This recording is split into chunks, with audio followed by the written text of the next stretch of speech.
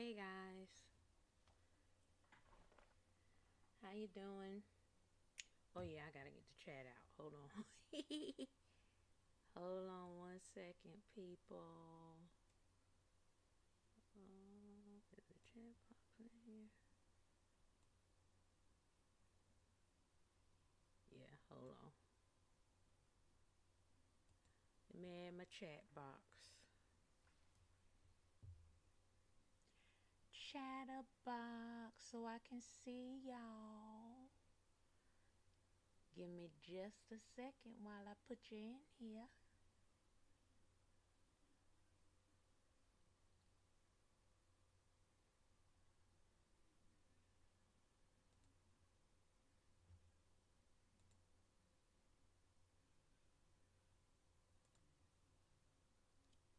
Alright, there we go. Da da da da da da da da.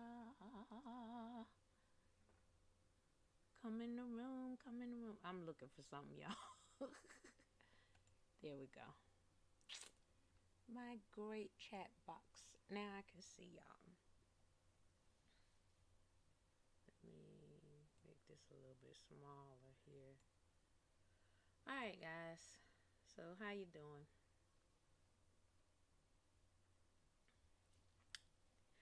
Well, tonight, I'll be chatting with you about a subject that I've been following. Never mind the messy background, y'all. It is what it is. So, so I'm waiting for some people to come in the room. So you're welcome to join. I can see the chat now. So if you're in there, just give me a shout out, say hi. Let me know that you're there. Um,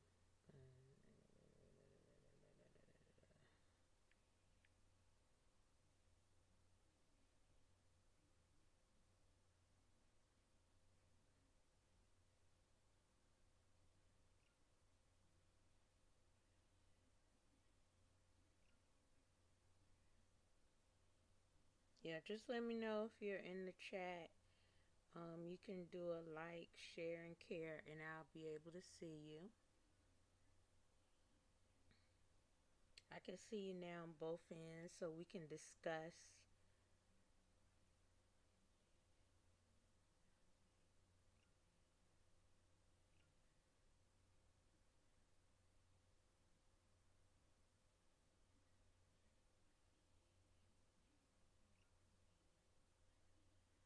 All right. So I've shared on plenty platforms.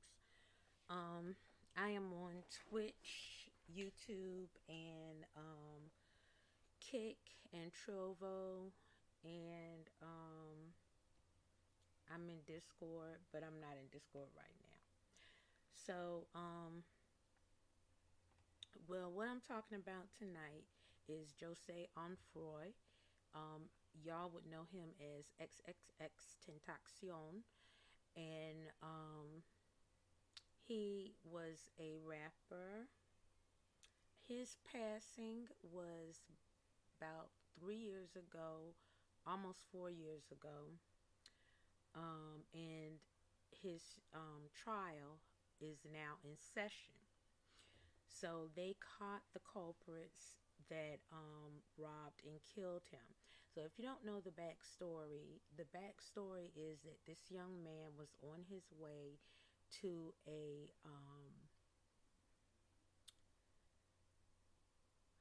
to a like I'm sorry, my mind froze for just a minute because I was looking at something. He was on his way to a charity event, and the charity event had to do with a organization that he had started called Helping Hands.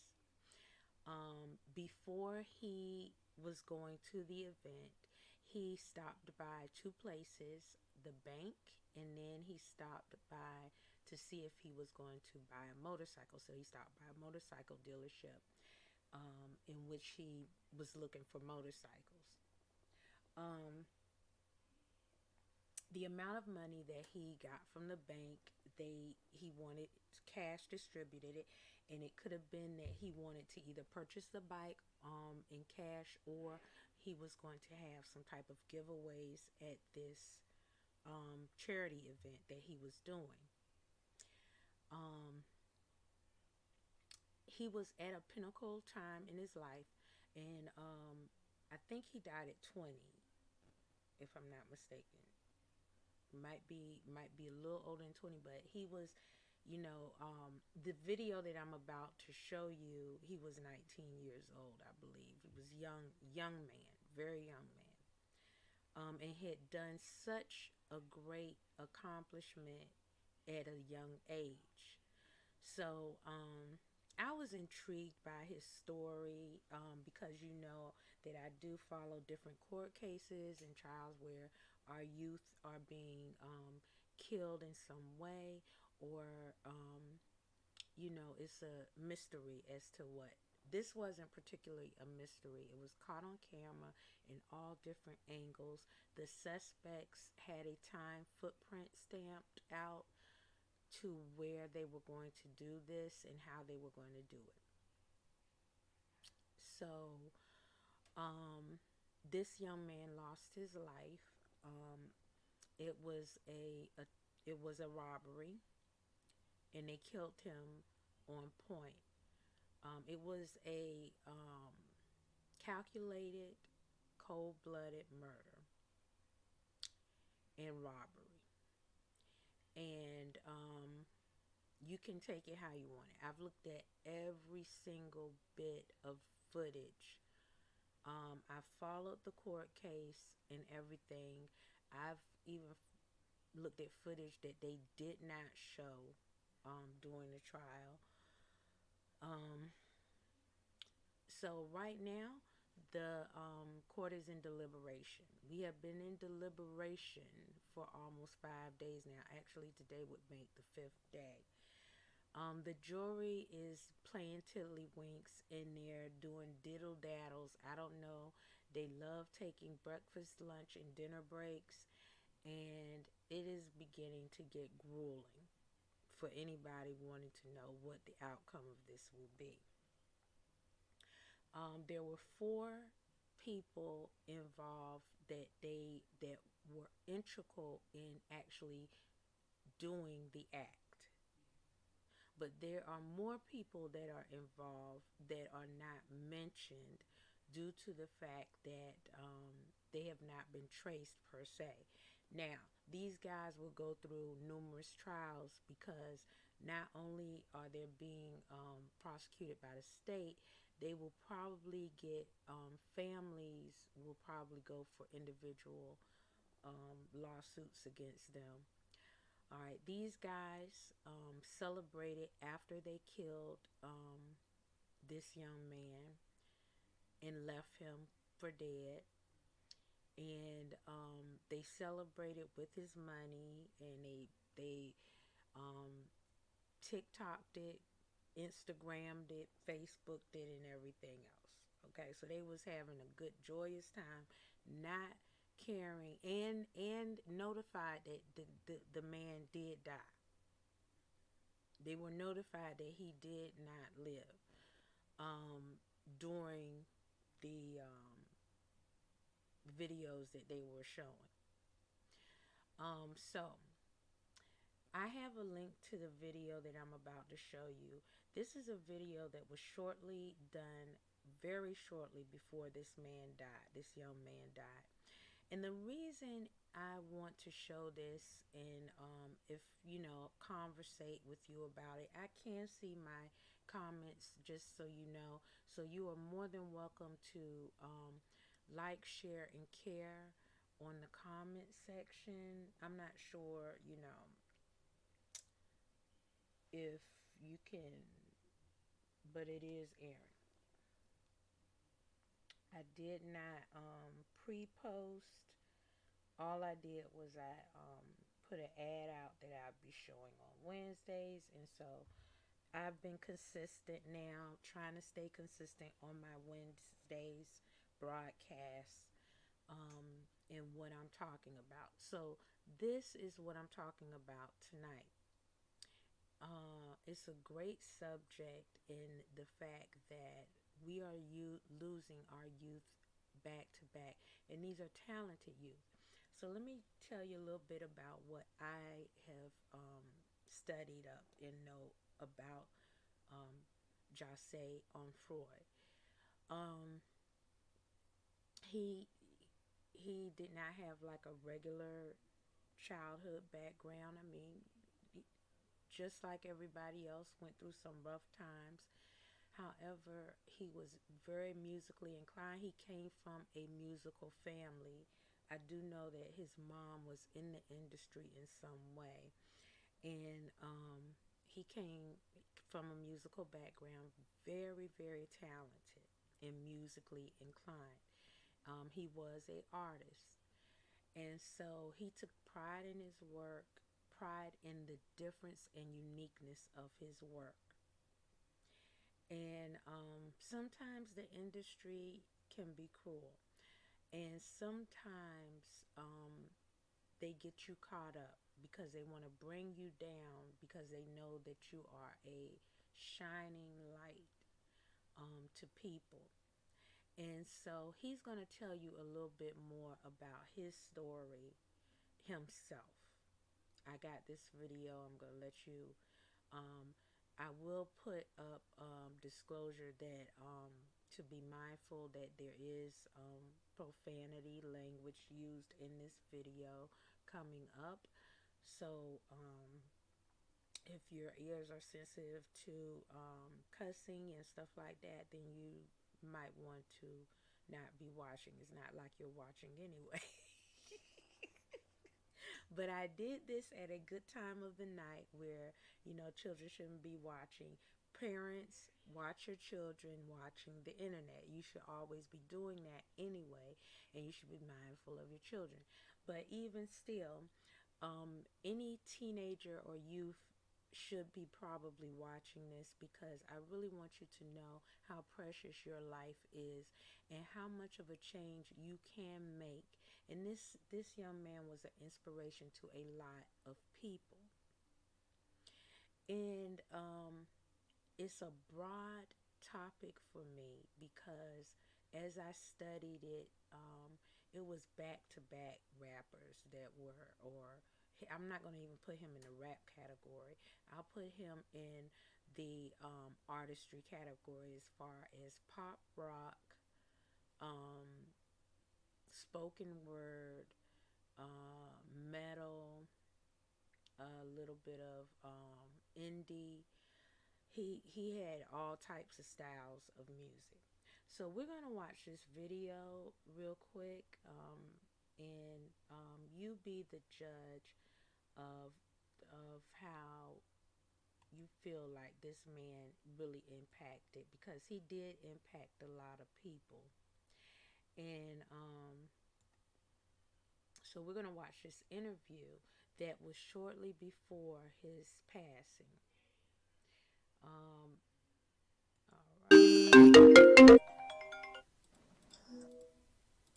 What's bragging? What up, nigga? Nigga, why you all calm now, dog? Hmm? Why the fuck are you just like hella calm now, bruh? You just be vibe. I be vibe. Nigga, bruh, you know I don't smoke, bruh. I got like contact high from being around them For niggas, real. man. Yeah, man, I'm like hella tired and shit, dog. Yeah, I don't They smoke at all. they be Like, smoking dumb. I don't be smoking either. Nigga, the most I'll smoke is a vape. man, shit. I only drink. I drink every day, which is not good for you either. But like, Drink, I figure that's drink my. some more. Yeah, I should start drinking wine. Be drinking Cause you'll hard get liquor. bro. Not only that, it's healthy for you. It gets you drunk slash high, and then bro, it's like there's no health defect. Yeah, I might have to start fucking with wine a little bit, man. Yeah, Get I been going hard with that henny. You know my get nickname red is get red wine. Nigga, you drink one glass. You drink one glass of red wine, bro. You set, bro. You in a good vibe for hours. Nigga, don't kick no game to me like I'm your fans and shit, nigga. What the fuck you kicking? Red wine Nigga, Merlot. yeah. No, you are Get right some though. You are Merlot. right. You are right. You are right. I gotta get some wine to really mix up in my shit, bro. You got anxiety, fam. Why you say that? I can read you. I can see it. You know, I could read something about you. I was gonna tell you this the last time, like just me and you talk. I think no, this is my theory. I think and I know you have gone to therapy. I think when niggas have gone to therapy, they see things or they see shit in people differently from other people. You get me? Mm. Because I feel like you going through that and like kind of also picking up certain shit, you almost assume the role of a therapist sometimes when you're talking to other people. Because what's probably drawn out of you by your therapist, you could easily point out in other people. I've been like this though. I just can read people. Why are you up this time though? You don't sleep? I'm always up. Was you looking up hentai porn or some shit? I should be, but no. Bro, yo, can I get it on that vlog tomorrow, dog? You want to get on the vlog? Yeah, man, I want to kick some knowledge too. You don't think I could kick some knowledge?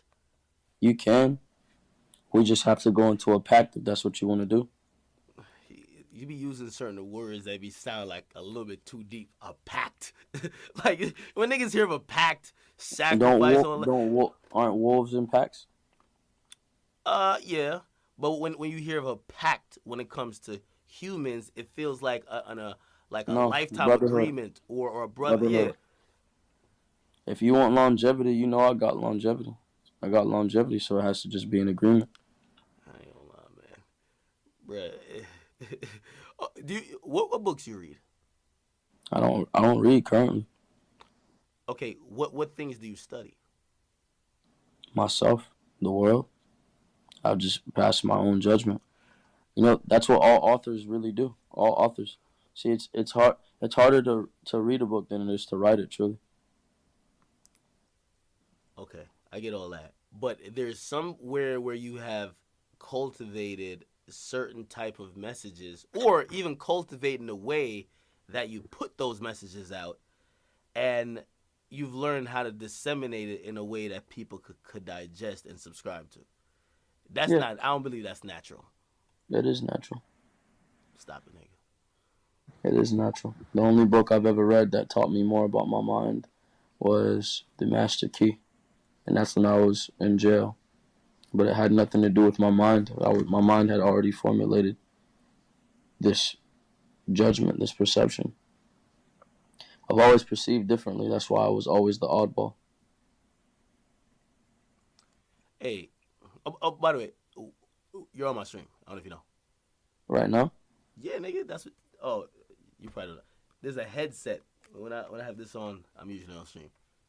Damn, nigga, why you ain't let me know? Nigga, you ain't saying nothing crazy. But no, what I was gonna say is that shit, you were like super turnt earlier. Now you're just like in a zen mode, kicking, like you know what I mean, on some. Look like you trying to have a deep conversation and shit. Cause my little cousin was around earlier, so I just be trying to make my little cousin happy. I'll be trying to entertain him. Yo, what was that conversation you had with Kodak? How was Which that? one? Well, I don't know how many times you guys talked, but he put up a conversation and you were trying to tell him to be safe. You're like, yo, listen, watch the people around you and watch your surroundings. I felt I'm a very aware person, and I felt energy formulating towards Kodak that he didn't need, or that he didn't want or need formulating against him. I won't put it into words. He's very ignorant to certain things, but it's because he wants to be. You know what I'm saying? He doesn't want to. Like, I don't want to speak for the next man. You feel me? But I was being the equilibrium in that situation. Just telling him, providing him the options spiritually that he needed to perceive in order to move forward or to move backwards. But that all falls down on him. Who does that for you? That's the lonely part about being me. Nobody. Somebody probably does. No. Parents. Why would I lie? I don't have to lie to you. No, not necessarily. I didn't say a lying, but what I'm saying is that who do you often see like tries to give you that type of, hey, listen, stop doing this? Everyone can offer support, but nobody can be my backbone. I am my backbone. Hmm. Was And then Kodak receptive? Was he receptive to that? Kodak was very receptive. Kodak was definitely very receptive because it's a mutual respect thing. Like, but it's like regardless of anything, we gotta respect each other's minds because of who we are. You know what I'm saying? And where we are and who we are, we're the only one that has amounted to what we've amounted to. Now, it's different if I was some random nigga coming to him spitting no game at all, but look how much I've achieved. You know what I'm saying? Look how much I've achieved. Look where my mind is, and look how differently I articulate myself from him. And we grew up basically in the same place. We grew up in Broward, in a different city, but we grew up around the same place. You feel me? So in the same context, look how I've come out and look how he's come out. We're two different people. He he has different mannerisms and he has different perception. So all I did was evaluate on my perception and what the world was telling me to tell him, and he perceived that. And whether he moves in that direction or not, I respect him as a man. He's gonna be a man regardless. So Do you ever feel like you owe it to your fans to kind of steer them? Like, because I feel like that's what the vlogs yes, are. and that's what I'm doing.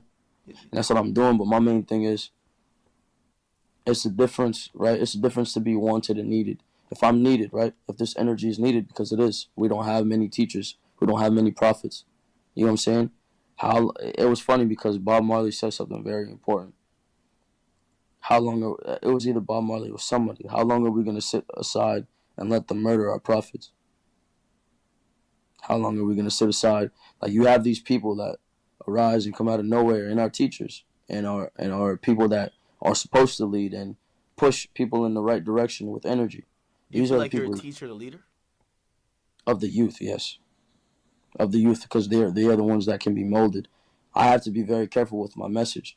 All I want is for people to be able to be themselves, to be free minded, to ideally understand themselves more, and to unlock that piece of their mind that gives them clarity, that gives them ground. You know what I'm saying? But in order for me to lead people in that direction or to lead anyone in that direction, people have to show the necessity, the need that for me. You know what I'm saying? They have to elaborate on that. They have to be willing to show me that they care about me and put that equal effort, whether it means physically going somewhere and speaking about me or like, bro, it would mean the world to me if people would go out of their way and leave their houses physically and do whatever they could to help me. You know what I'm saying? Mm-hmm. And if everybody put in that equal amount of energy, then I could amount to what I needed to amount to really assert myself. But sometimes it's better, like I don't be trying to like tell people like, oh yeah, bro, save me. I'm not trying to tell people that, because if it's genuine, people will do it. Yo, you're at top of the rap game, at least for, you know what I mean. Rap game, no. I'm on top of the music game. Okay, well, but I still even have to put a caveat Yeah. when it comes to your generation, because it's gonna be somebody who points out like some huge megastar and be like, he's not on that level. But still, when it comes to Here's the strange thing though. You do realize that my energy is purely mine, right? like explain. Like my energy is purely mine. Like you can call my label and ask them like how much if they were able to do any promotion behind anything I've done, and it will be no.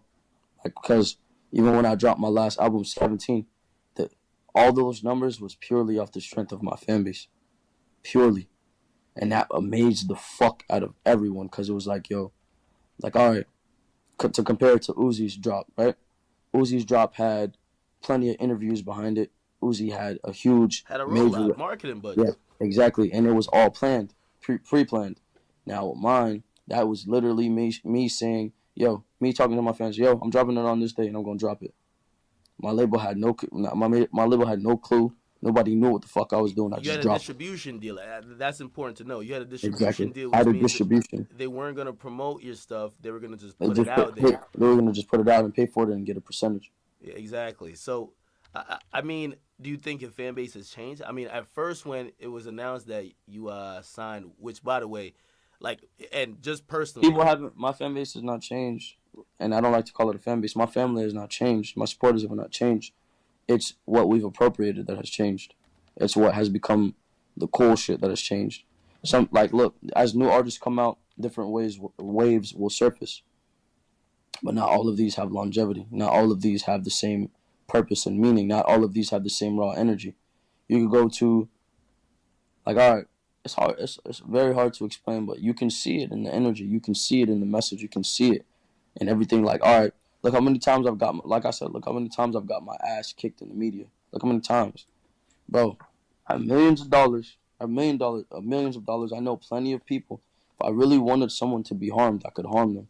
I've stuck by my message purely it's not for me. It's for them to show it's possible. It's not for me, because if it was for me, I would have been gotten revenge. And that's always how I was. I changed myself in order to be that person for them, to be that platform for them. So when I got punched in my shit, when I went through what I went through, even when I went back to jail that last time, right, for some shit, like, and I'm not even gonna evaluate on that because I'm not supposed to. I was told to, but not to by the court, so I can't say anything about that. But even when I went back to jail last time, No, I didn't. I did want to Go ask ahead. you one thing. Again, nothing about the case or anything like that. Just your mindset. When you were remanded and they put you in jail for that first day, did you kind of, again, and I don't know if you ever looked to a higher power or not, but did you kind of look at yourself and say, yo, I fucked up? Like, yo, No, I'm back where I never wanted to return after no, I got out the last time. no, because I know it was the universe protecting me. What do you mean? It was the universe protecting me You because felt it. I might have been in the wrong place at the wrong time during that time. So you didn't look at it as a bad thing because at that No. point it was probably one of the worst times you could go in. Why would you say that? I mean, you're a very successful artist. You just came off dropping a very successful album. You just reportedly signed a $6 million deal, which is still That's all below. material. Okay, but to get locked up at that point, it's like almost A stopping your reality check. progress. It's reality. So you felt it was a reality check. Yeah, and Did you think that? Did you I was think that only in initially? I was only in jail for 6 to 7 days. Initially, I questioned my entire life. I I wanted to commit suicide. I started to question myself. But in question, life really starts with a question, wouldn't it? Doesn't life start with a question? Everything starts with a question. So I began to question myself. Anything that can cause you to question yourself is simply a reality check. Who am I currently? Where am I headed? What are my goals? I had realized that I had abandoned a lot of things that had made me the person I was. I had almost lost my reason. I saw myself going towards a direction that I wasn't supposed to go towards. Now, the reason I had went back to jail was a fucked up reason because it wasn't a real valid reason, and I won't evaluate on it. But everything worked out how it was supposed to, wasn't it? You know what? I'll give you credit for this. You're definitely one of the most self-aware artists I know. You know why? Because you've gone through a lot of ups and downs. Like, shoot, we Are we saw. talking about music? Are we talking about music artists? Are we No, talking about artists? Period. no, Because if we're no, talking no, about no, artists, no. Jim Carrey is No. Let's remove even just artists, people, Jim because Carrey. Jim Carrey. oh, no, no, but I'm trying to elaborate on you. Okay. You got knocked out on stage, and Yeah. we've had multiple conversations since then. And this is the self-awareness part, where you could say, you know what, when that happened to me, I fucked up in terms of how I handled something, or I jumped out like out the window or whatever. A lot of times people don't think that ever. You know what I mean? When something happens to you bad, you don't Because they're really not thinking own for the up. long run. Like, was it a process for you to feel like that though? To a Because at degree. first, I could imagine, even with I've never. Let me tell you something. I've never been a man of ego. You want to know the difference between me and artists and all these other artists? I've Mhm. never been a man of ego, ever. The only ego I've had is simply feeling as if I deserved loyalty. That's the only sense of ego I've had, and that if someone was disloyal to me, that it would hurt me. And that's the only sense of ego I've had. That's the only even like, and you can't even really attach that to ego. You understand? Do you tie your need because a lot of people like you, and even me, like I value loyalty very high on the Yes. totem pole Yes. with people. But I remember you put up some post, and I hope. And again, I'm not telling you what you should put in your next vlog or whatever vlog, but I hope you Of do course. elaborate on that. Like one time, you had put up a string of posts explaining why you were certain ways, and you were talking about how, like, it was kind of like your father abandoned you and like you didn't grow up with a dad. You know what I mean? Is that dependency that probably came from that the reason why you value loyalty so much? Let me clarify something because I don't want my words because I've even twisted my own words out of emotion, you know, because Mm-hmm. everything is very real. So I speak on how I feel at the moment. You Yeah. understand? So um abandoning the aspect like, okay, my father did what he deemed fit for his life, right? Now that was deemed as selfish to me because he could have taken the hard route. He could have taken the hard route just as I took the hard route because I did take the hard route. He could have took the hard route and he would have got a much more rewarding future. You understand? But in that I wouldn't be me. I would be a lesser. I wouldn't be the person I exist to be today. So it was in that him being selfish and making his own decisions for what he deemed fit for what was his current situation that made me who I am. So I no longer try and dwell on like, all right, look at it this way. I hated my dad because his previous decisions had affected me Mm-hmm. and it affected me spiritually because my dad was in it, like I got locked up and was going to jail and shit. I ended up going through the same process. You know what I'm saying? Mm-hmm. Now, as far as his upbringing was far different than me. Mine was not traditional. It was almost like being thrown into a void, you know? And there's a lot about my family that people do not know. You know what I'm saying? A lot of things that my mom has been through. My family is just like kind of spaced apart, you know? So it's a lot to mend in itself, but I understand that I have to be that middle ground. I am the gatekeeper. So I'm the one who has to fix everything, basically. What about resentment? Right. So if Does that mean? if I don't if resent any of them. I don't resent any of them. However, just just as another man would hate to be under another man, which I've understood, and that's why I respect Ski so much, and that's why I want people like, all right, people have tried to make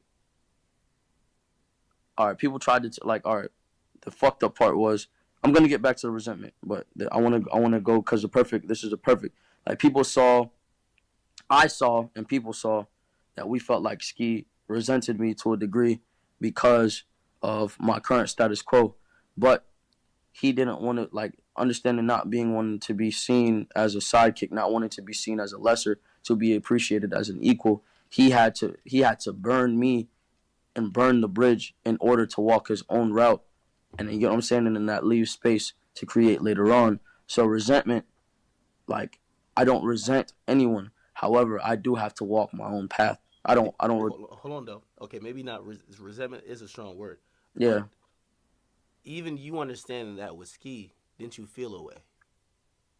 with my father, I was Ski. No, with Ski, even understanding why I he felt away had to. because I felt away because I was naive. I felt away because I was selfish. I felt away because I did not feel the pain he felt. He is a man of ego. Now I can't relate because I'm not a man of ego. I would not know how it felt to be. Picture ego as a demon. All right, picture just You ain't gonna sit here and tell me that you don't have any ego. how would I if I shaved off my fucking eyebrows and made myself ugly as a lesson. I made myself ugly as a lesson. I destroyed my sense of character as a lesson. I don't know if that's ego or if it's like a image type of thing. It's not an image. It was me destroying my previous self. Everyone was attached to this black and yellow hair and this attractive mugshot that made me be perceived as a beautiful person. I destroyed that person and turned into someone else that was perceived as ugly. Well, you are But I wasn't ugly inside. I was only ugly on the outside.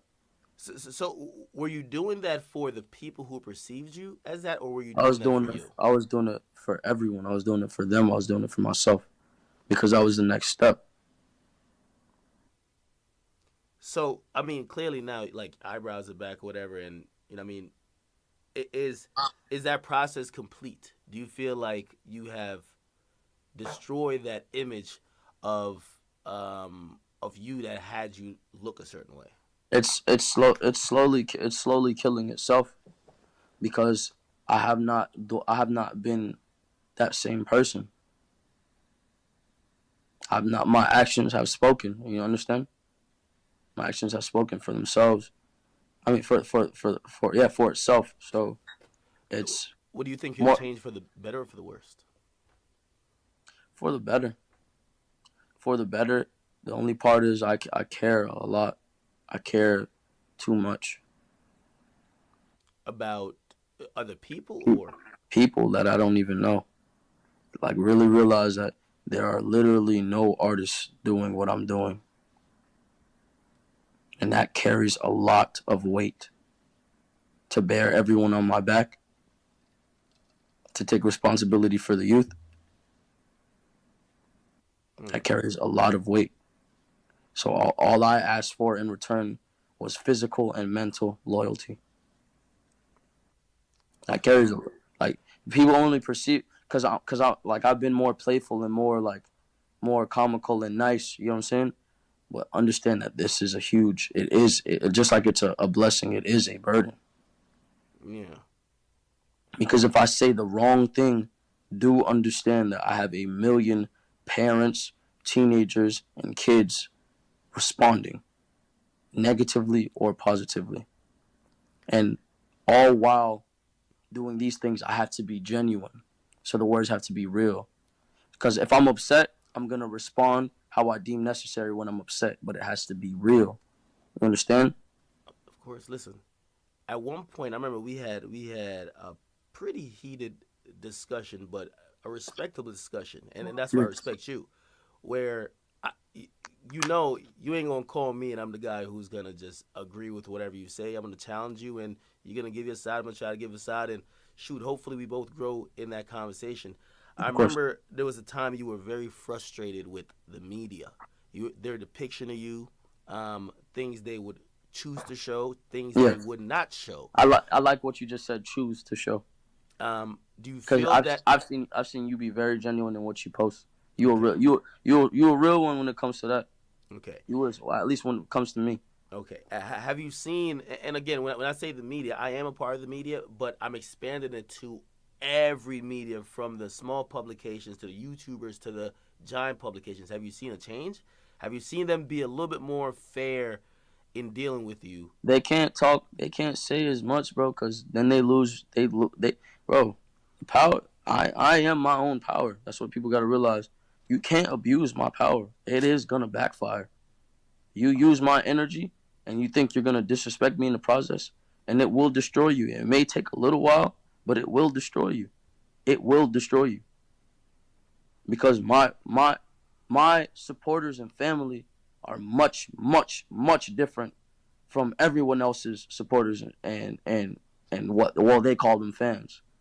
They're much different, so you get a very different response.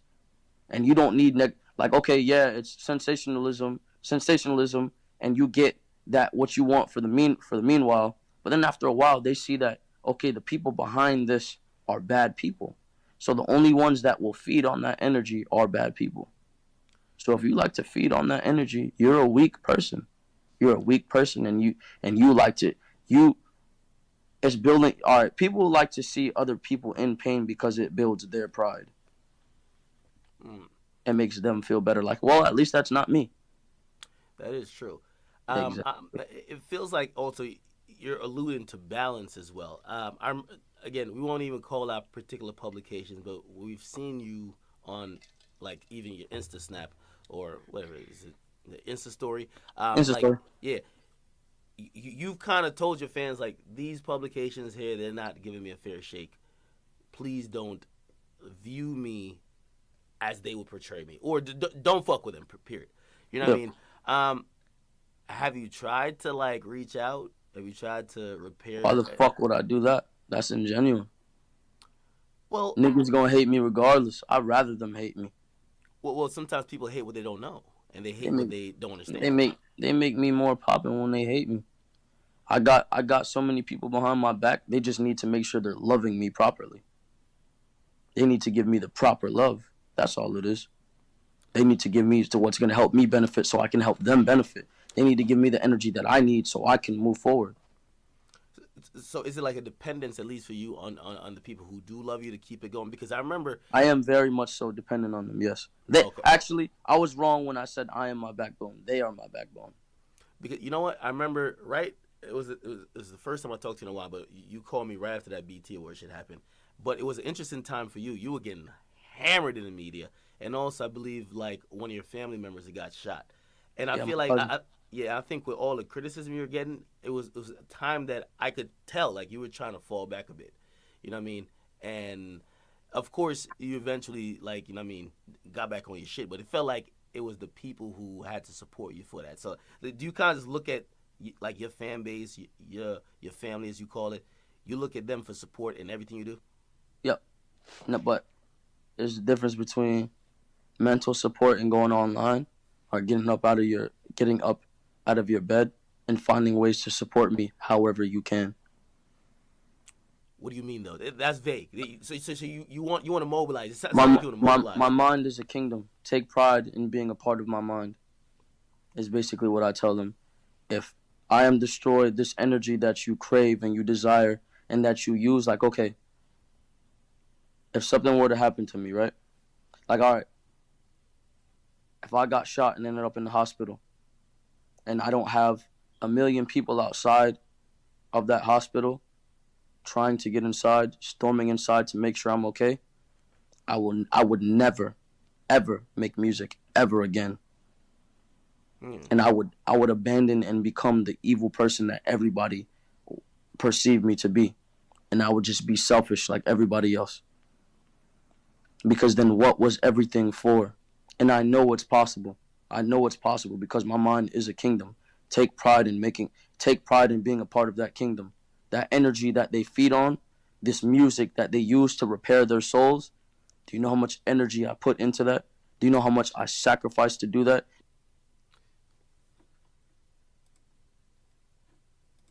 Not too sure what happened there. Hold up. It's a great conversation. I ain't gonna lie. I feel like Barbara Walters. I'm a real nigga, bro. I feel like Barbara Walters though. Now, the craziest thing is, me and X, we were lit earlier on FaceTime. Now he's in a very zen.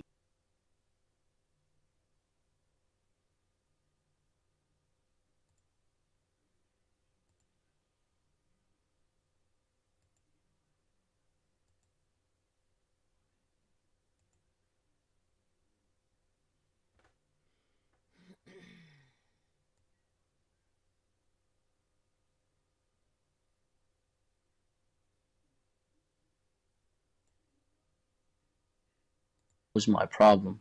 I Mm-hmm. always felt the need to respond. Sometimes I do now. I feel the need to respond, but I don't.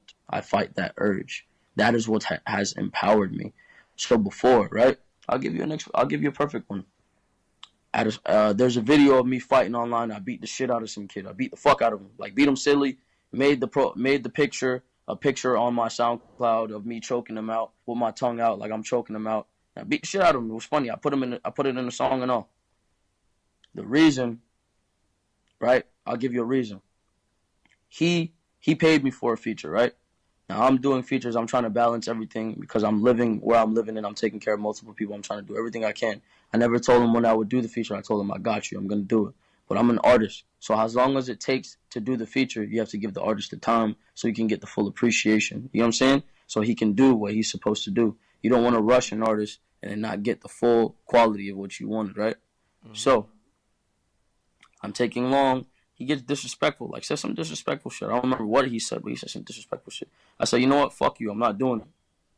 So then he says some crazy shit. Then starts going around. Now, I know people in Florida.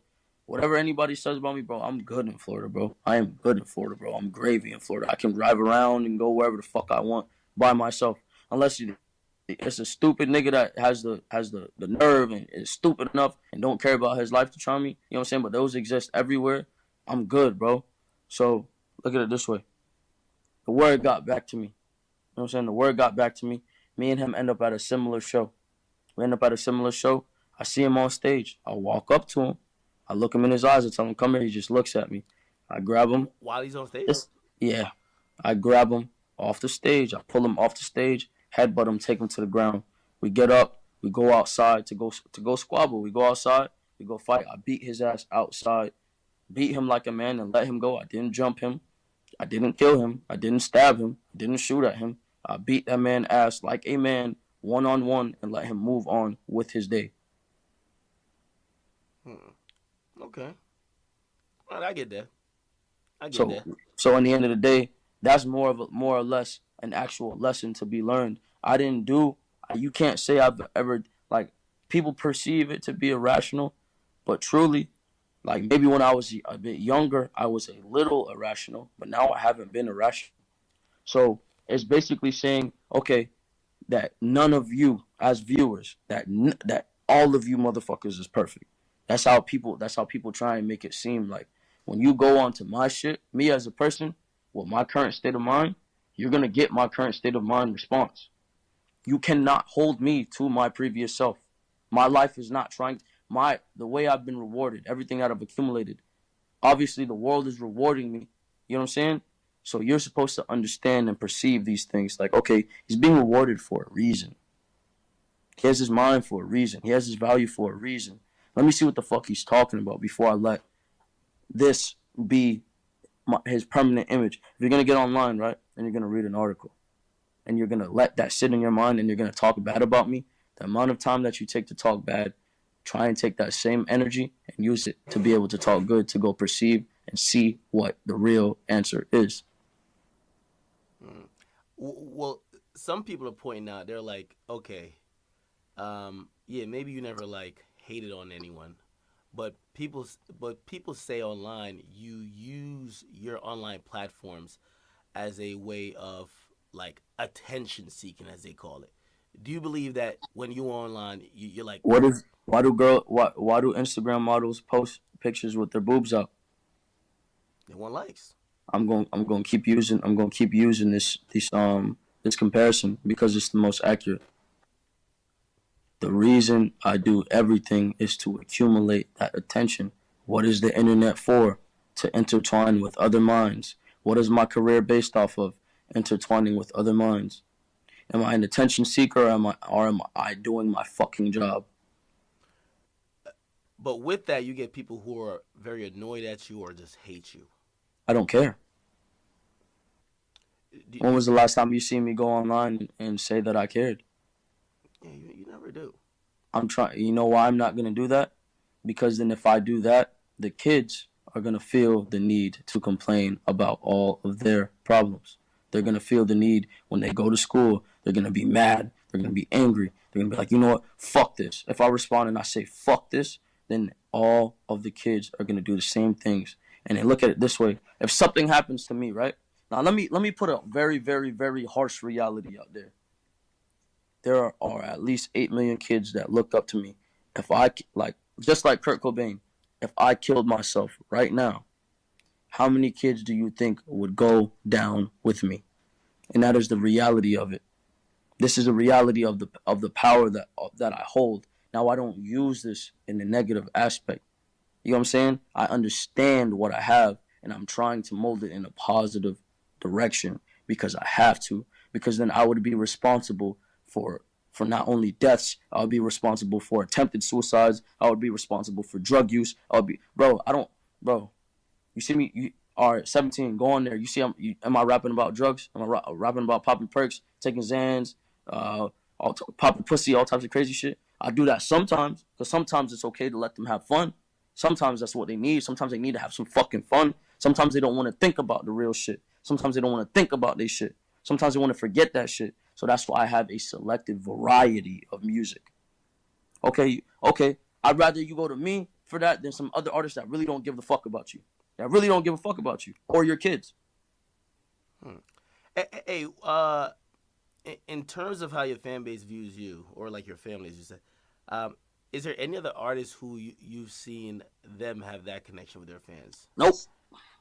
No, it doesn't have to be even current. It could be from the past. Kurt Cobain. Kurt Cobain and only Kurt Cobain. Did you look up to him in terms of even trying to have that connect, like really trying to mold that connection and build? There are only 2 artists, and I won't name the second one. I want to so bad, but then I know I'm gonna have a bunch of artists trying to go. Matter of fact, I should just say it. Yeah, I'm just gonna say it. There are only 2 artists that I know saved my life. That made me that made me the mind I am. Well, there's more artists, but there's the dominant ones. That's Kurt Cobain and The Weeknd. Why The Weeknd? And not the current Weeknd. You have to go listen to his old shit. Like people because I don't really elaborate on who I listen to, because I take pride in what I listen to, because I use it for me. If you go listen to, like, all right, he has an album called Trilogy, right? Mm-hmm. Before the Trilogy album came out, he had his mixtapes. There were mixtapes. There was House of Balloons, there was Thursday, and there was Echoes of Silence. He basically took the mixtapes, remastered them, added like 3 tracks, made them into an album and called it Trilogy. Now, the original, before, because the remaster sounds different, but it's just as good. Don't get me wrong, it's just as good to a degree. This is music I was listening to get outside of my mind. This is music I was listening to help me. And the subject matter is a bit different, but the energy behind it was real. You think so? You know, I know exactly what you're talking about, but I'm trying to think of the energy. A lot of times when The Weeknd was on, even Thursday, I remember listening to like some of the songs on there, and I was like, it feels like it was detached. Like he was singing about like being kind of almost emotionless, especially like dealing with women. You know what I mean? Like it was contradictory. He didn't care. You know what I mean? It was contradictory, but it was numbing. Yeah, exactly. And that was Perfect. the good thing about it, because it spoke. Look, the words didn't have to speak to you. It was the energy, because it spoke to your soul. It touched your soul. Mm-hmm. It numbed your soul. It helped your soul get through shit. Okay. It kept everything quiet. It made you be okay with like being in the room by yourself. That is true. Hey, I have to ask you this, because I think when people see you get in depth on certain things, and your way of thinking is clearly not. But we could talk for a whole hour if you want, bro. I like talking. Yeah. No. Well, they're asking also. They're like, does he take drugs? You get me? Because for some people, they're like, that's an easy explanation to why. I'm on probation. I'm on probation. I get drug tested every week. Yeah. No. And I never really liked drugs. The only time I used to take drugs was when I wanted to kill myself. And I'll tell you, each drug I took when I did want to kill myself, I was popping Vicodins. I was popping Xanax. I tried to smoke weed, but weed made me too paranoid, so I fucking hated it. And I didn't want to do it. And then I was drinking. And that's all I was doing. I wasn't a kid that was trying to do all types of... Bro, I wasn't with that shit, bro. Because it was like, yo, drugs only make you weaker, fam. It's like, it's different if like a nigga goes and like all right, like acid and shit, like I can understand that, because that's almost like a spiritual journey. Like people do like acid and mushrooms. Like when I did that when I was younger. I did that, and that expanded my mind. That definitely expanded my mind. I'm not going to tell kids to go do that shit though, because not everybody can handle that shit. That shit will like drive you insane, because it did. That's what it did when I was younger. It drove me insane. It made me go crazy. But then I found myself. So it worked in a benefit, but I don't recommend that shit, because like I've seen more people fall victim to it than suffice from it.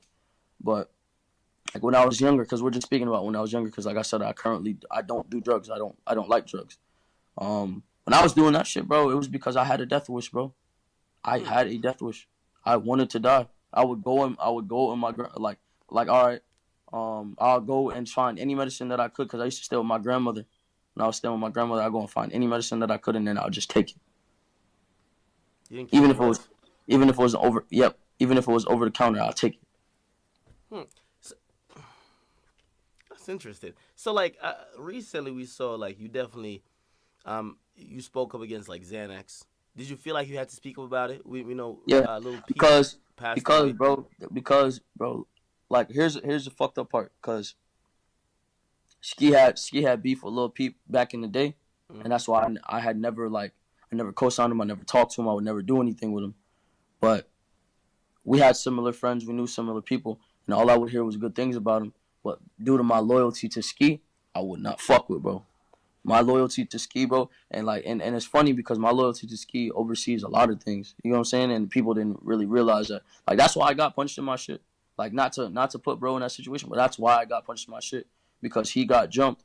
He got jumped, and he felt like it was because I was defending him, but he was gonna get jumped regardless. He got jumped, and that drove me to the edge to go defend my friend. And then you saw I was stuck by myself, dealing with it by myself. You know, so um, with Lil Peep, the reason I felt the need to say something was because I felt a form of guilt. I felt not only a form of guilt, and I wanted to. The word is not reconcile, but I wanted to. I wanted to fix that.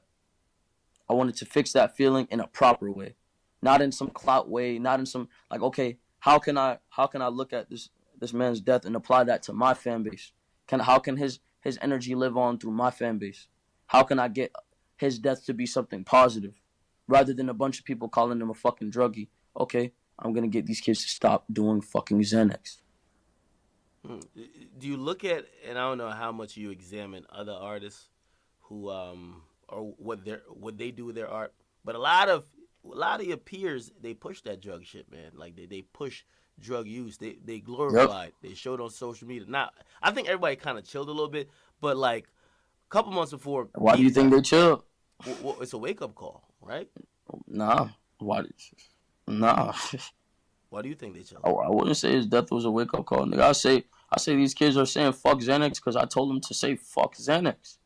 I told these kids to stop doing drugs, and they listened. Do you think you got that power? Yes. Hmm. Yeah, I'm not gonna lie.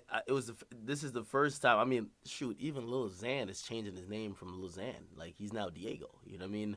And I commend bro for that. And when I talk, I think I had talk when I had talked to him. I'm pretty sure I told him I'm like, yo, I just want you to make sure you do something positive with your wave. Cause I be talking, bro. One thing about me, I'm not a groupie, bro. I'm not no fucking groupie, bro. I don't feel the need to like if I have a conversation with somebody, I don't feel the need to screenshot the shit and put it online. There's so many artists I've talked to. There's so many artists I've talked to. So many artists even more famous than me that I've talked to. Like, okay, like nigga, my whole family, bro, growing up, women around me when I was growing up loved Usher. Nigga, I met Usher. Nobody knew. wait, Nobody wait, knew. wait. Y'all ain't sit from the same cup, right? Like I hear you got that. I'm just. Come on, bro. Nah, go ahead, go ahead. Don't subject me to that shit. No, go I ahead, go fuck with man. I don't give a fuck. That's how I feel. If he do, then he does, and he's still Usher, and he still has saved millions of people, and his music has inspired the youth and kept us going. was that your relationship? So you even saying like you spoke with Lil Xan. It feels like you don't, and I've seen, of course, we saw you and Kodak. It don't feel like you don't have a problem with giving advice to people. Right Not at before all. you got on, about like 20 minutes before, Trippy was on, and he kind of said the same thing about you, like in terms of how you kind of gave him advice, and that's why he felt like for him, like you were like his best friend in music almost. Like, don't you ever look at somebody and be like, I don't know if I want to reach out? It all depends. It all depends on what energy I perceive. But then again, the only reason I wouldn't message someone is due to pride. And I don't have a. I take pride in my accomplishments. I take pride in my supporters, my family. I take pride in the man that I've become. I'm not a prideful man though. As far as ego, like I don't think with ego like, oh, I'm too good for this person. You got a little bit of ego, nigga. Hold on. I don't. Who do you compete with? Have you ever seen anything surface online about me being an asshole or an ignorant piece of shit? Not in person. Not in person. Not in real. Never. Actually, I've Because heard if I quite had an the ego, opposite. That if I when had an people run ego, into if you, I had an ego, if I had an ego, why would I be talking to you right now? How does this benefit me? Why wouldn't I go to the fucking Breakfast Club and go talk to Charlemagne the God? Well, you don't house arrest, nigga. It can be arranged. Skype it in. Exactly, it can be arranged. Who do you compete with? Nobody. And don't bring up no comparison because I'm not giving anybody that power or energy off my name. And if you do, then I'm gonna hang up. Okay. Do you look at nigga? Shut up, man. Do you look at anybody inside of like even? So you don't. Okay, who inspires you then? If you're not competing, somebody got inspired. Ski.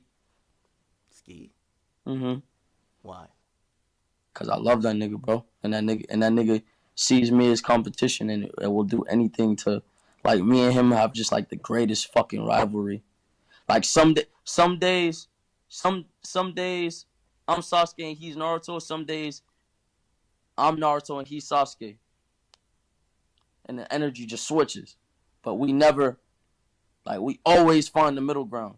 Always. It's never gone too far. We always find the middle ground. And on top of that, like me and him, like, we recycle a lot of each other's shit. Like if you go through my lines, you'll see lines that I've said that Ski has said. If you go through the Ski lines, you'll see lines that Ski has said that I've said. You know what I'm saying?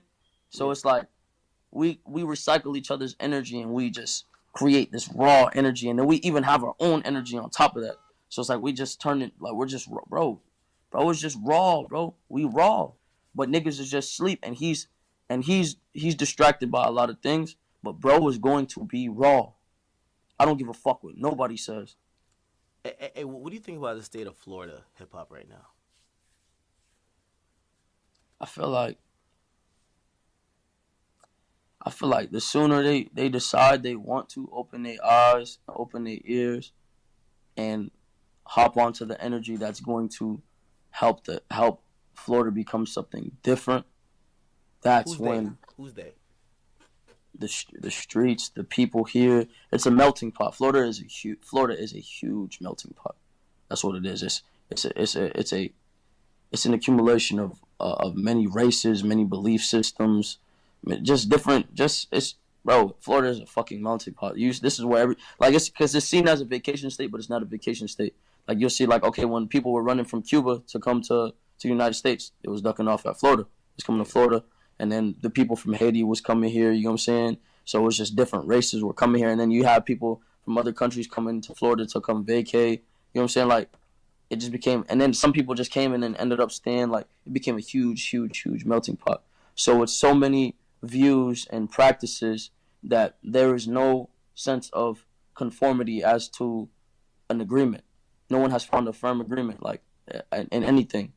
Like, okay, if we could all agree, right, on this is the greatest artist of our time, everybody would come to that agreement and act accordingly. You know what I'm saying?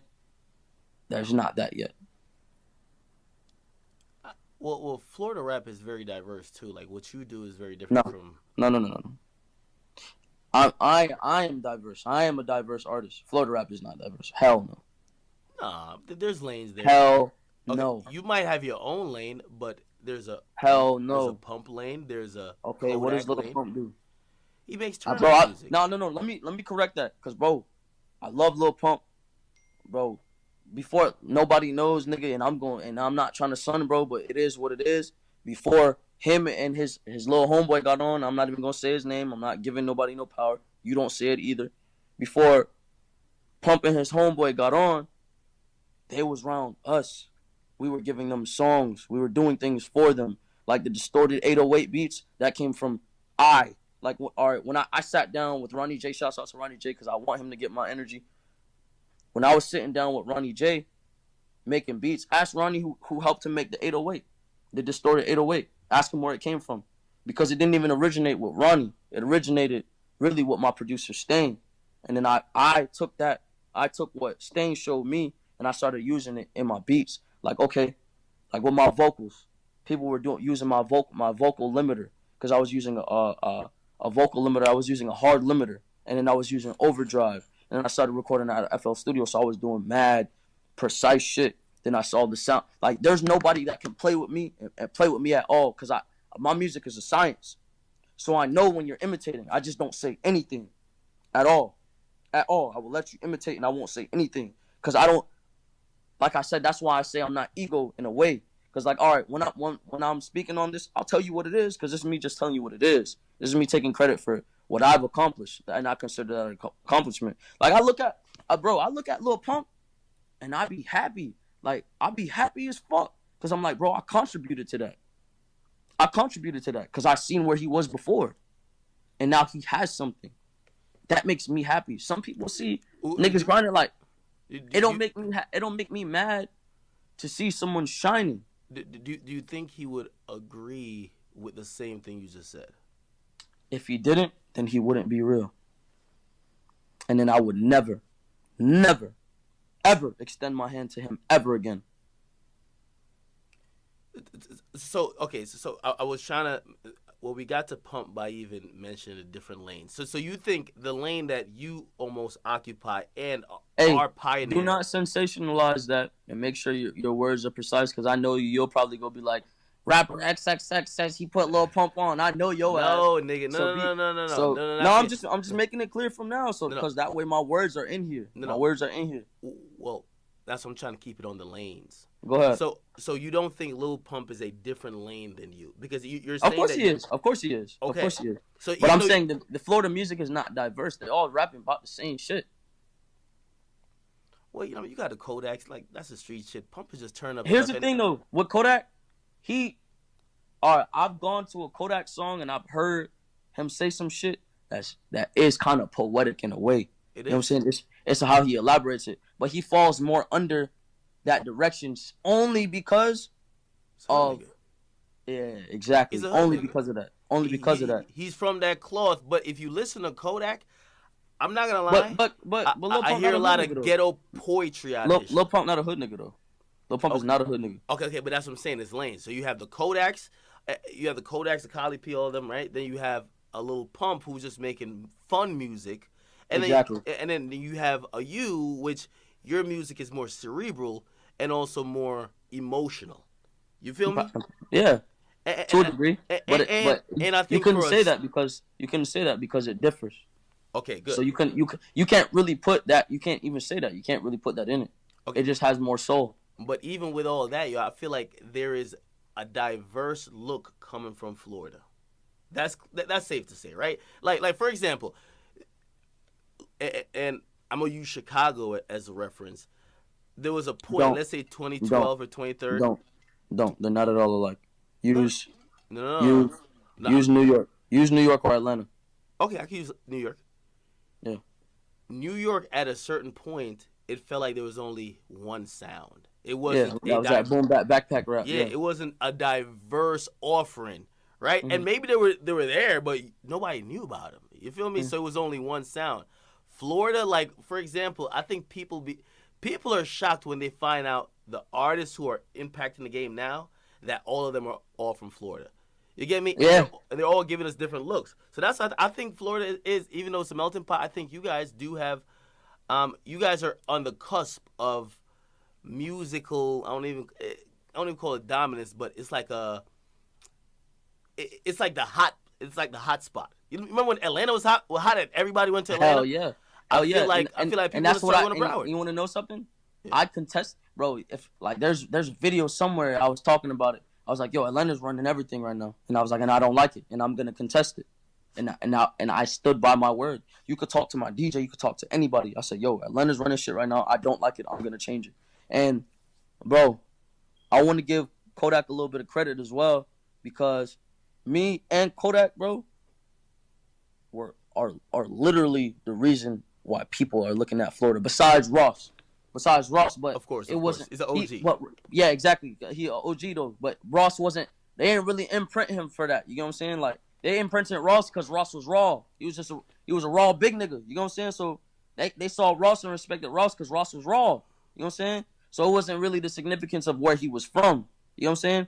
Yeah. With us, it's kind of where we're from. They kind of like are like, yo, you know what I'm saying? And then on top of that is that we young niggas. Cause like, bro, I just turned 19. I just turned 19 in fucking jail last year. You know what I'm saying? So it's like it's crazy. It's crazy. It's crazy. It's remarkable. It's remarkable. And bro, everybody from the underground scene here, I take responsibility for. I'm gonna give a quick shout out though. Like, go ahead. Like besides like Puya,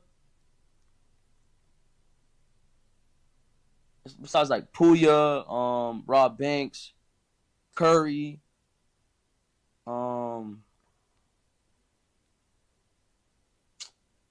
can't really think of nobody else. Just besides that whole like upbringing, like they had their wave, you know what I'm saying? And their wave would have amounted to something big if they would have just stuck together. You know what I'm saying? The only reason I got so fucking big is because it's like, yo, I was the raw energy, right? And then I had a story behind it. And then I had people behind it that stuck together for as long as they could. You know what I'm saying? And I hate saying this, but I was almost like a puppet master. You feel me? Because then it was like, okay, you saw me, and then you'll see like Lil Pump. And if you didn't see Lil Pump, then you'll see Ski. If you seen Ski, then you see Rob Banks. If you seen Rob Banks, then it was an origin, and then it just got deeper and deeper. I solidified that. Like Kodak brought the media and made them look. I was the one that opened the gate and gave it origin. I'm the one that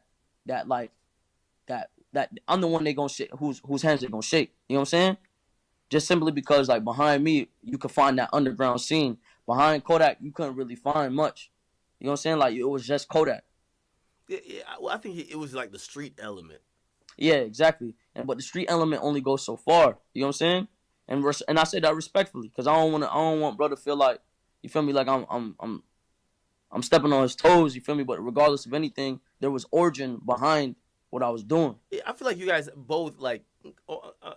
I would almost say equal. Like the street shit very important, but also like the underground scene. You kind of almost kicked the door off of that and said, "Yo." I kicked the door off the motherfucking hinges, beat that hoe down, and walked up out that bitch. hey, there was this popular like meme or tweet or something like that where people were. Well, no, it was a poll. It was asking people who are the hottest rappers currently in Florida, and it was me, Kodak, and Lil Pump, and I won. Did you win? Yeah, I won. Okay. However, you did point out that Ski Mask. I said, why isn't Ski on there? Yeah, you were pointing out that he wasn't on because it. If you, bro, because see, here's the thing. Niggas ain't gonna treat me and Ski like we Mario and Luigi. No, we both Mario. We both fucking Mario. Look at it this way. If he the first life, you know what I'm saying, or I'm the first life, and we the next life. Mario got like 4 lives, right? Yeah. We share a life. You know what I'm saying? If I die right now, or a brother die right now, I come. You know what I'm saying? If I die right now, he come. And if he die right now, I come. We share lives. It ain't no motherfucking sidekick. None of that. It's not no Goku and Vegeta. You know what I'm saying? No, bro. We both fucking Goku. So basically, you're saying that not because they put you on a list means they could be like, oh, we don't have to put Ski. We already got X. Yeah, nigga, nah. It's 1 and 1. You can put XXX and Ski Master Slump God, or Ski Master Slump God and XXX. 1 and 1. And that was the fucking problem, bro. That's what fucked, bro. That fucked up my relationship with my brother, bro. That's my brother, bro. I ain't seen my brother in months, my nigga. I haven't seen my brother in almost a year, my nigga. Because people keep fucking with his pride and his ego. As a man, bro, don't no man want to be seen as no fucking bitch, bro. Why you think I'll talk about bro so much? Because I value the nigga, you know what I'm saying? And the shit fucked up his like the media fucked up his relationship because they ain't give brother credit he deserved. So like, all right, when I was locked felt up, he had to go around to go. When I was saying he had to go around me to get where he needed to go. So they fucked up my relationship with my best friend. That was my brother, my nigga. Do you hold anything with that of how he did it against him? Yeah, but in a respectful manner. Like the only thing that wasn't cool to me is the nigga said I was gonna sacrifice him because I've talked to him since, and he admitted he was wrong and that he was bugging. Yeah, I'm mad because that sacrifice shit sound I'm like mad because he didn't go on the internet and say that he said he was bugging, but he came to me and he said, "Yo, I was wrong. I was bugging." Just to clear it up, because I have asked you this in our private conversation. When people heard that sacrifice shit, they automatically think Illuminati, or like you were trying to. People think of sacrifice in music like, yo, they think of sacrifice. This is the like, part where I get ignorant. I don't give a fuck what they talking about with all that. I'm not talking about it, because then we'll go on for centuries and days, and then that conspiracy shit will start. Nah, man.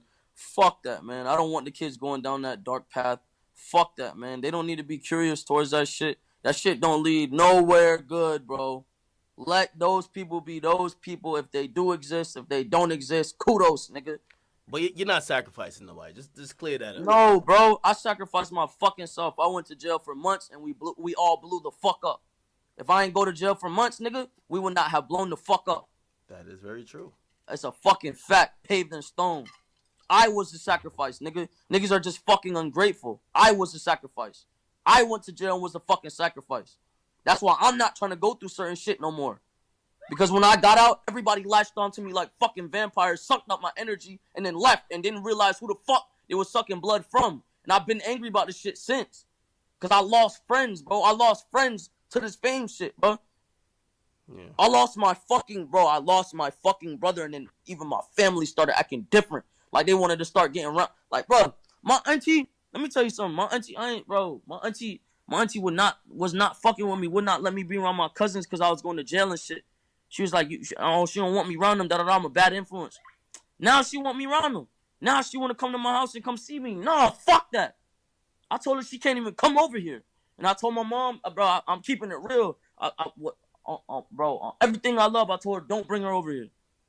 My cousin can come over here. You can't come over here. I don't fuck with you. I don't give a fuck if we blood. I don't fuck with you. Regardless of who you are or what you feel like. Nah, man. Fuck that, man. You did me wrong. I feel like this is a lot of even where the loyalty stuff come from. When you That's felt what like, I'm saying. When you kind of felt like you stood there and you took it and everybody else benefited from it. And as soon as they thought... I took the beating and nobody took it with me. Yeah. Nobody took it with me. It was a couple niggas that's not famous that held me down, and when they decided to put their pride aside, you know what I'm saying, and come and be where and let me fulfill the promises I made them, then that's that. You know what I'm saying? There's a couple real niggas that was coming to my court dates, like my nigga Will and my nigga Chris. They held me down, bro. Came to my court dates, had my back. You know what I'm saying? Had my back, made sure I was good, made sure I had commissary, made sure I was good, bro. Visitation, making sure if it was a female I wanted to talk to, I could talk to them, you know what I'm saying? I had girls come to my visitation, whole nine, bro. There's a couple niggas that held me down, and them niggas just taking care of they solid, bro. Now, I asked you this before, earlier, and I'm going to ask you again. If put yourself in their shoes, would you have done the same thing? Hell yeah, bro. I mean, what you mean? Like, you mean as in running off? You mean as in running off? It's the people around you who you saw benefit from going to jail and coming back. No.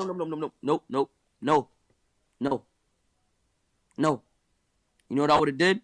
It would have became friendly competition. It would have became a fucking battle, but it would have been a battle right in front of each other. I would have looked my contester in his eyes and be like, nigga, I'm gonna surpass you, nigga. I'm gonna do better than you, like the many fucking times I did, bro.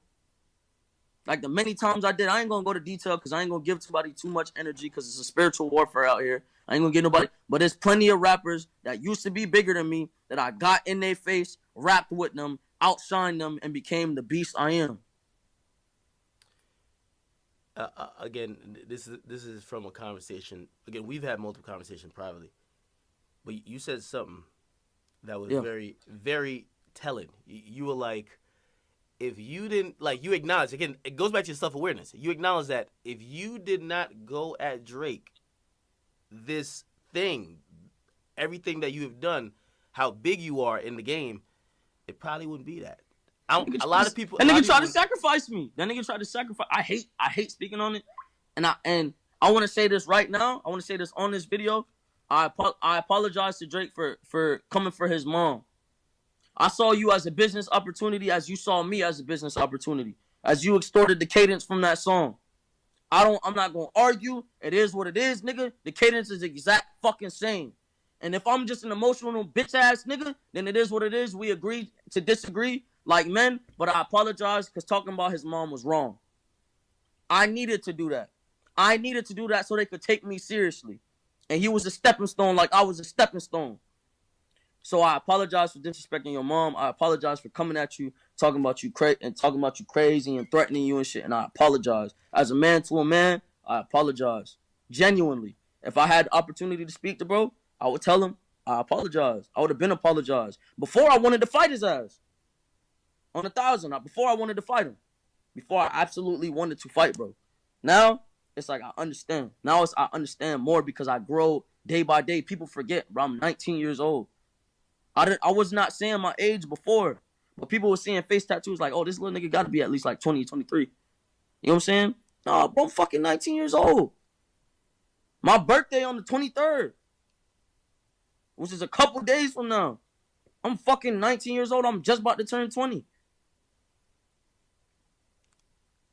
Hey, when you did go against Drake though. Oh, wait, okay, yeah. You said if I didn't do that. Yeah, nah. No. Well, I was really trying to get to the courage of doing it because I don't think anybody else would. Would do it. We see a lot of young artists. Every young artist he's fucked with. Yeah. No one is gonna. And by the way, there's been other people who have accused them of jacking their song or their flow. And they went right behind him and kissed his ass and shook his hand and smiled in his face. Nah, bro. Why didn't you? Why didn't you? Bro, I'm solid, bro.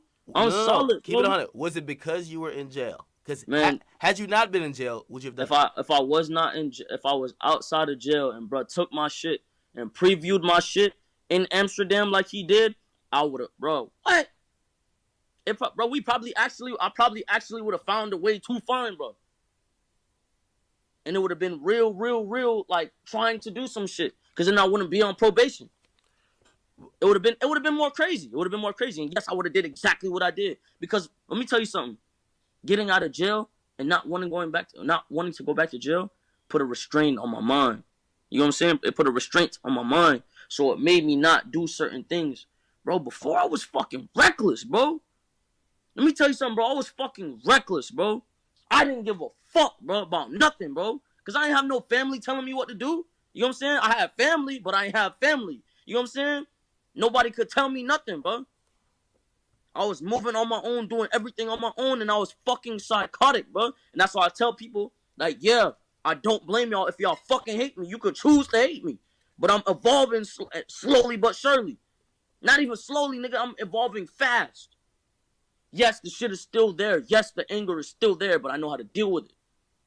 Now I've turned it into compassion for others.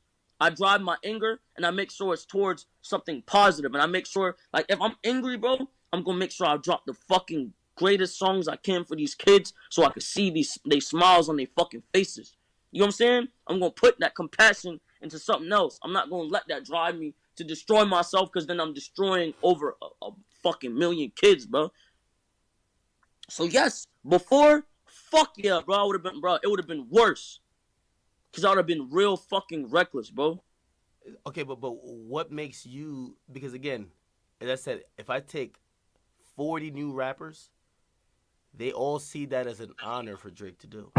Like, nobody's going to go... No one goes at the biggest person in the game.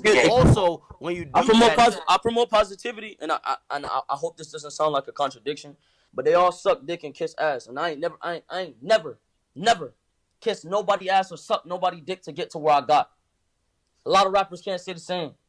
I ain't saying no names. A lot of rappers can't. Sorry, fuck rappers. A lot of artists, but I guess I am categorized with these rapper ass niggas. A lot of these artists or rappers can't say the same shit. A lot of these niggas can't say they got here off the sense of their own energy, off of holding their own fucking weight. You ever seen anybody lead me anywhere? Well, that's what I was going to say. Do you feel like that was almost a cosign, though? Like, you've never had a cosign. It was a cosign. You've never had a cosign. But going against the biggest artist was the cosign. Do you know what I did?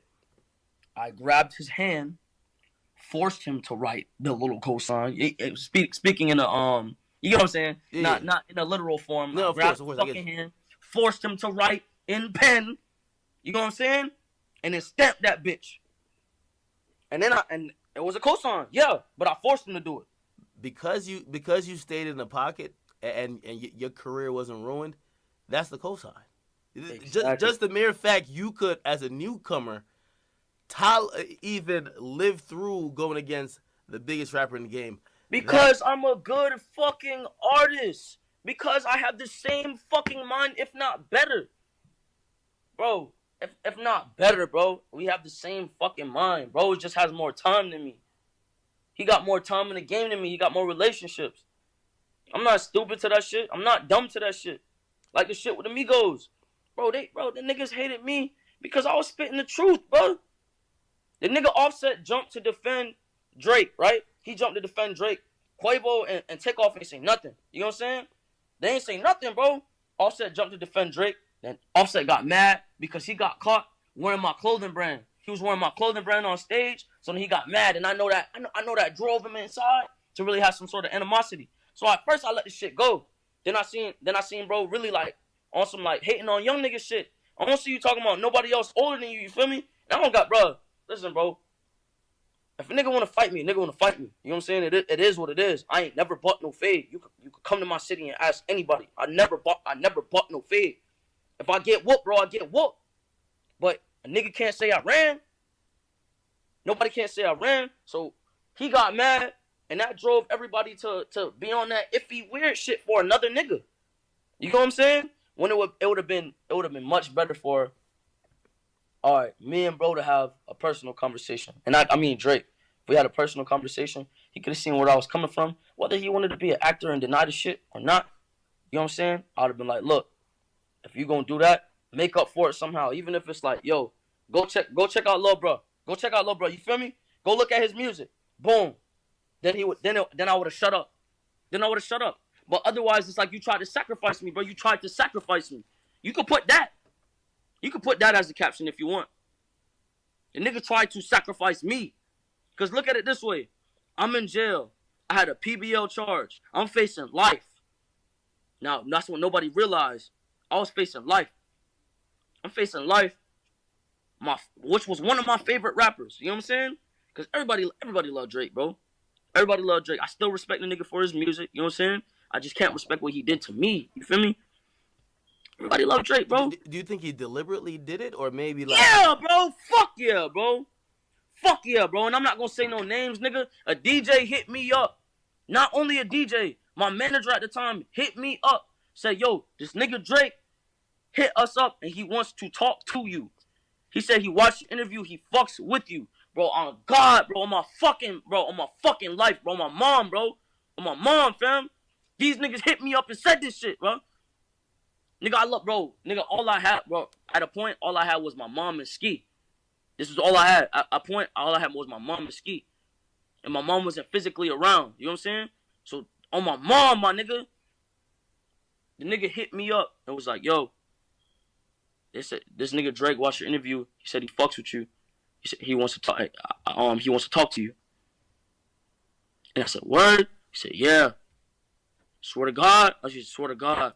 And I started freaking out, bro. I have my nigga get on a phone call with you right now. My homeboy get on the phone call with you right now because he was busting the three-way for me. I have him get on the phone. I have him get on the phone with you later on. I swear to God. And the nigga will verify this shit. And I was like, what the fuck? Even one of my females that I was talking to at the time. Because after that, I was talking to her. I'm like, yo. I was like, you heard that? And she's like, yeah. She started freaking the fuck out. Because, bro, I'm a young nigga in this Drake. And I thought I was done, bro. And then he previews the shit in Amsterdam. And I was like, damn. Reality started to spin. I felt fucked, bro.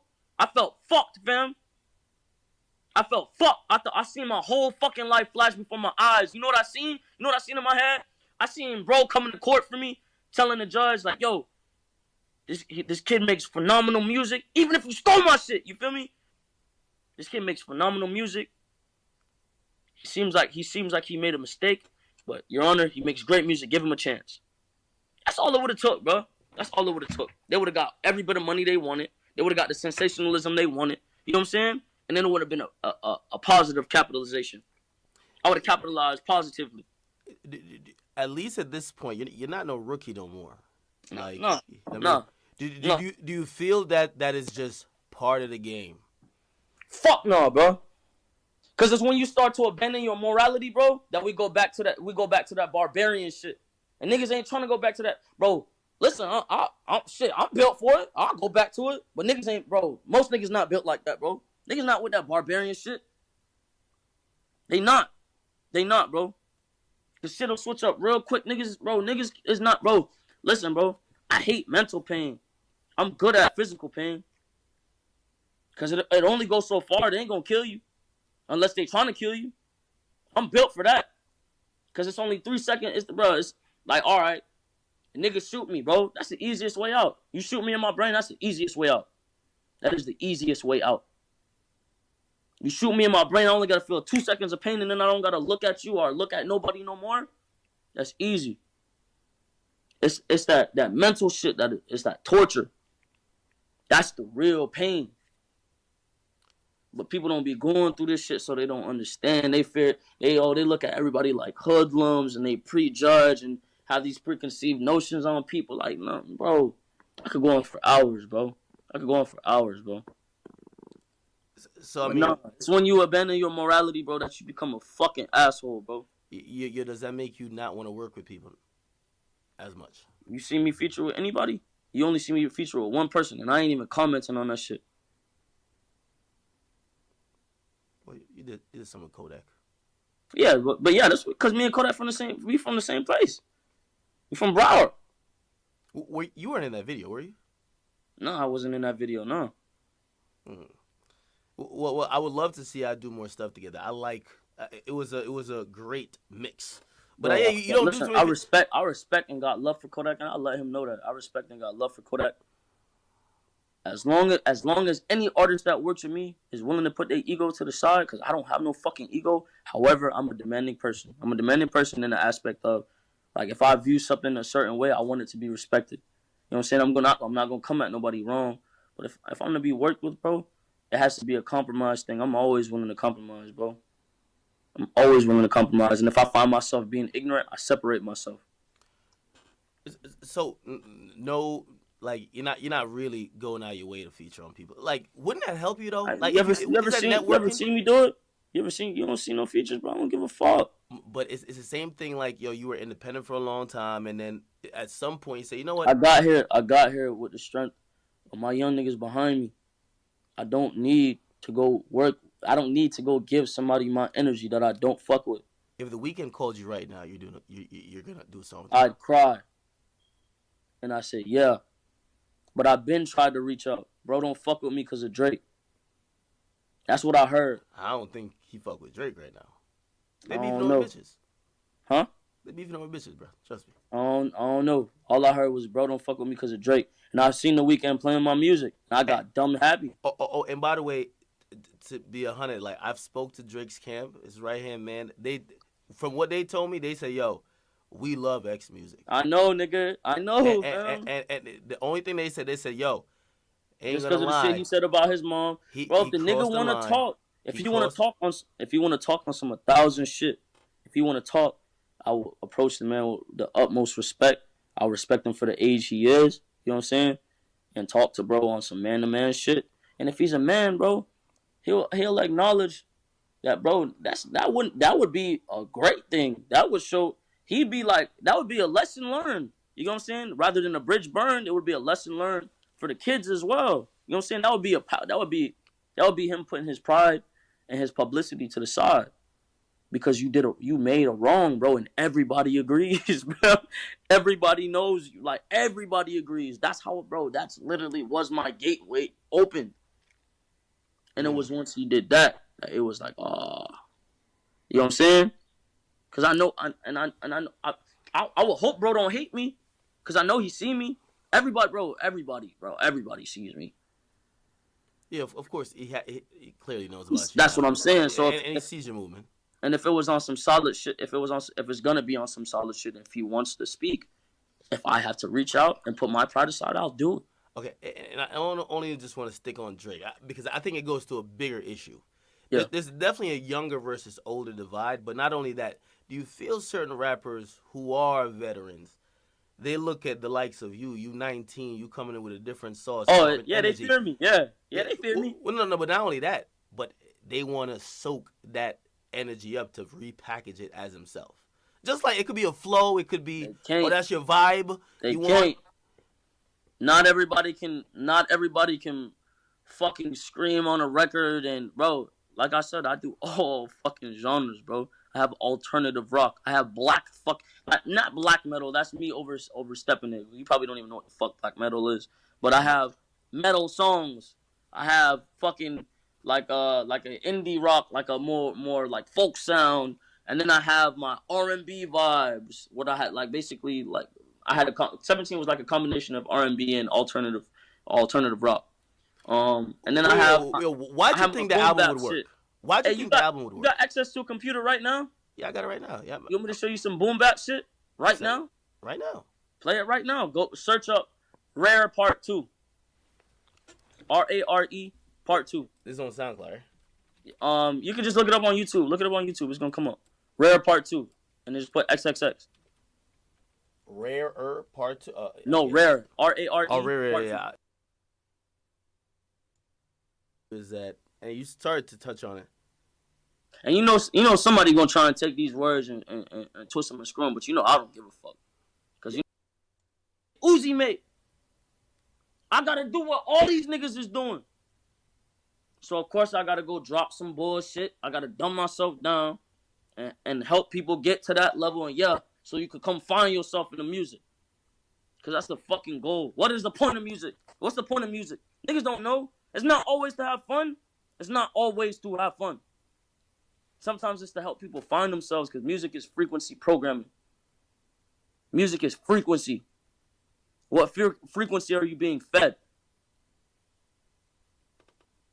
I will hope a motherfucker, before they go pull some negative shit out this conversation, they pull this part of the conversation, and then see that I'm really.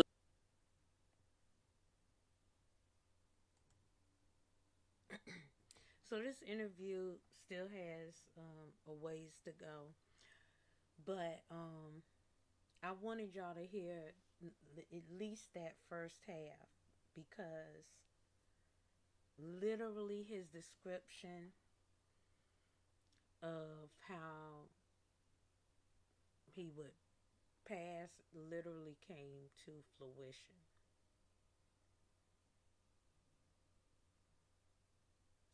And like I said, I do believe him that there are higher people involved, other upper people that were involved in his demise.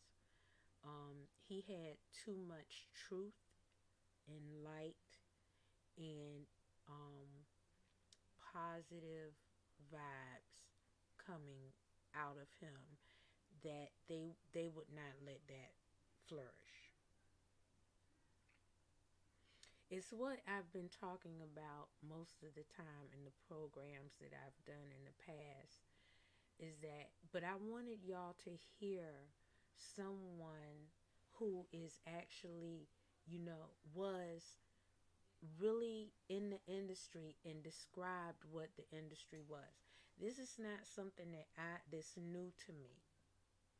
But if you hear it from someone who literally took a beating from it, you will understand the thought process of a lot of the artists in the industry and what they do for greed and power.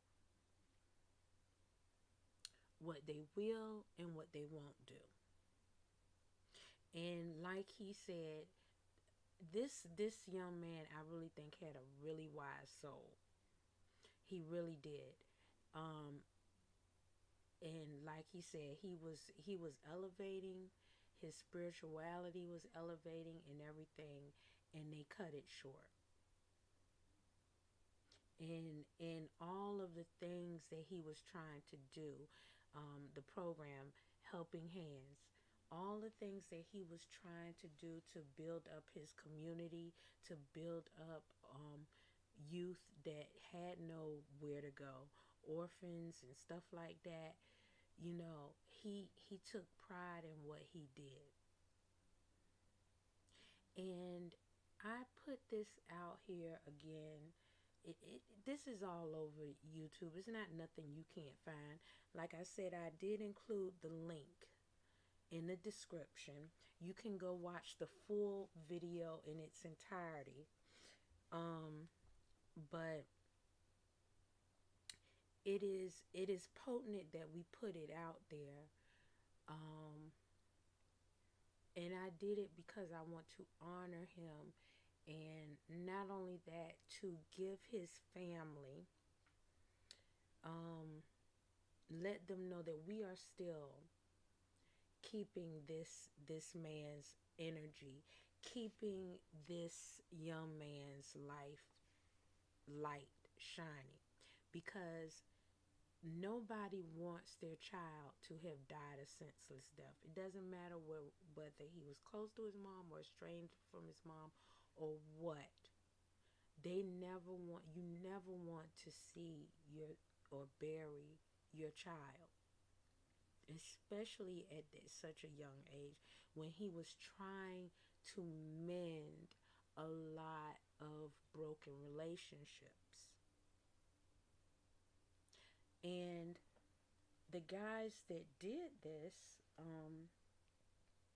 that are on trial, have no remorse. But I'm pretty sure that they did not hear the words 48 hours prior to them doing this of what he was saying. Because if they had listened to him, they may have had an inkling of some type of thought as to, am I doing the right thing or am I not doing the right thing? And as he said, there's a purpose for everything. Everything negative that happened to him, he turned it into a positive. He said, hey, if I hadn't have done this, if I hadn't have been in jail, if I hadn't, then I would not be able to think like I'm thinking now. Maybe that energy can flow to these young men that are on trial for taking his life. They do need to serve justice. They need to be in jail. They need to, it's not fair that he's not still shining his light and they get to sit around being as negative and as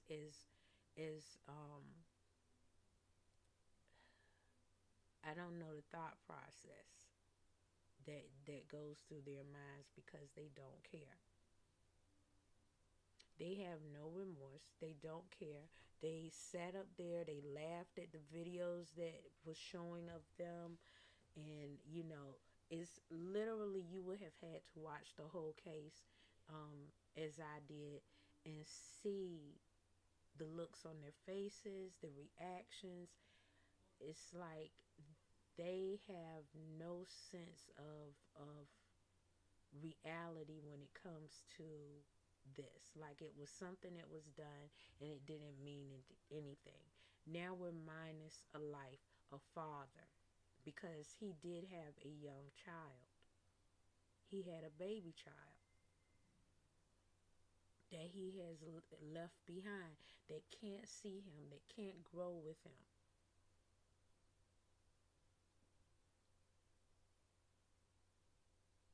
That money, however millions of dollars, however thousands of dollars that he had in that bag, is not more valuable than life itself.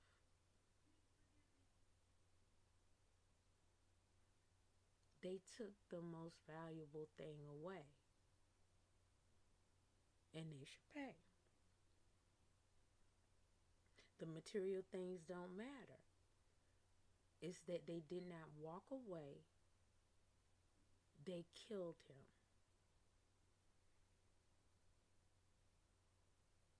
And then laughed about it. And this is our youth that we're talking about here.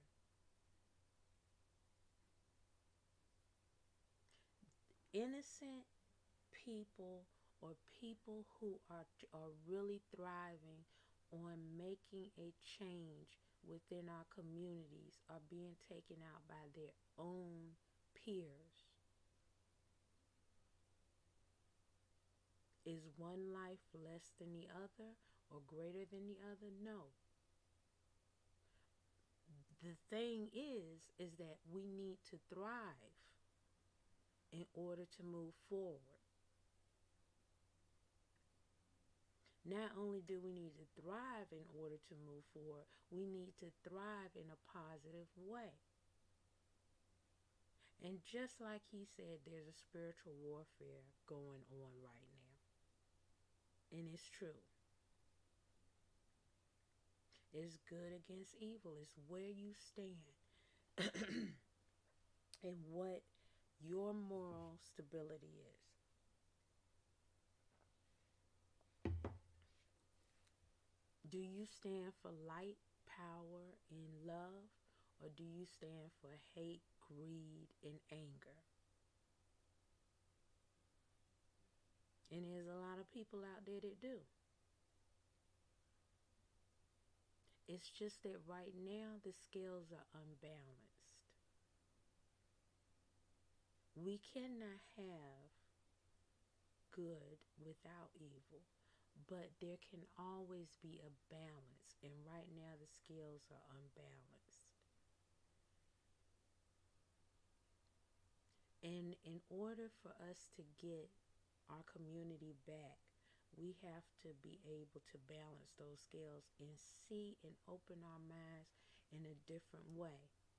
And this video was so powerful to me because the words that he was speaking is what I try to talk about all the time, and no one hears me. But this young man right here would be listened to because he's more on a level that the youth understand. At least he left this legacy behind. And unless we get it together, we will be down a downward spiral of darkness. I hate to give it to you like that. A lot of people don't want to watch my lives because they know I'm speaking real. I'm speaking the truth, and I'm speaking it from not just this one heart, but from above. People don't like to hear that, but I'm giving you the raw truth. Why do we continue to go in circles, in negative circles, and go backwards when we can just go forward? It's as simple as what he said.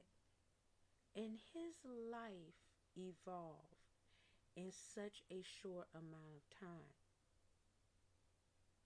I mean, his life was cut short in his 20s. I think he had just turned 20 or something. I don't even know if he got to turn 20. But his life turned short just in that amount of time. His life grew. His life was cut short, but he grew and evolved and was able to speak the words that was put through to him to say.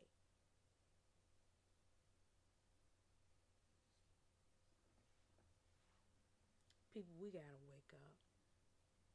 We gotta seriously think about what we are supposed to be doing. Now, can y'all hear me? I don't know that y'all can.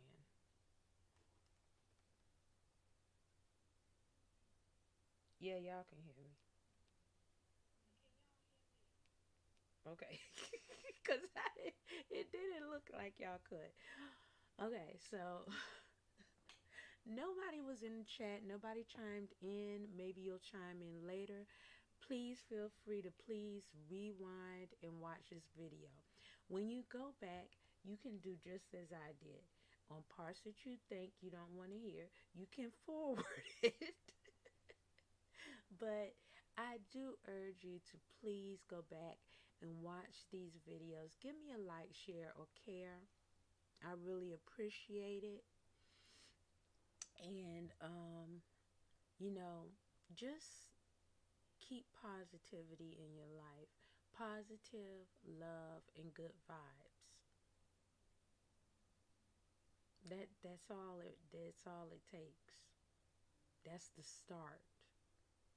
You can learn the forgiveness as you grow. But if you can't just love yourself, love others, care, and be compassionate about what you need to evolve, then you'll always be stumped in the middle. I pray for you all. I love you all. And, you know, Spanky loves you. Nobody loves you who does. Spanky loves you, and I'm sure a dozen other people out here who have their talk shows and content creators that are really reaching out love you too. Okay, so I'm just saying that please like, care, and share. Even if I touch one or two people, I'm glad that I was able to do that. And I really hope that y'all click on the link that I put in for XXX and listen to. His name is Jose Onfroy. And he has like two different middle names, but for people who are Floridians like me, okay, see, he's from where my mom is. My lineage goes from Georgia, Florida, on up through to Carolinas, Virginia, and even up to the New York area. So that's where my lineage is from. He's from where part of my lineage is from. And I always used to joke my mom because I used to say, everybody from Florida got about 3, 4 names, and he got about 4 names, and he got 2 names in between that. Jose on Freud. Okay, it's about 2 different names in between there, and I'm not going to repeat it. I think one is Ricardo or something like that, but but the thing is that his life was not in vain, and your life is not. You have to just, you know, he talks about depression. He talks about what he went through, what he tackled, and what he came through to get where he was. And what saddens me is that he was at a real good pinnacle of his life, and the people that took his life had no idea what they took away. Now, I have studied footage, and I've studied more details. I hope that they come to a deliberation by tomorrow where maybe I can give you some updates on the trial. I've been following the trial every day, and every day there's lunch breaks, breakfast breaks, and dinner breaks, and go home, and all this junk. It's just a bunch of fiasco. The whole court situation is just stupid. I will say that. It's frustrating. It must be totally gut wrenching for the family, because it is just frustrating to anybody watching that whole court case. It's totally frustrating that they can't get this right. I hope justice is served, and I pray for his family, and that they can heed to his words, that they can understand why he may have felt the way he does with family, and how you address family, because we've all had that. They love you when they know you can do something for them, or when they can get something from you. But other than that, you won't hear from them ever again. And then not only that, they turn your backs. They turn their backs on you, and when you really need them the most. And this is blood. And that's what he was talking about. And doesn't that happen all the time with us? Isn't that just a repetitive cycle?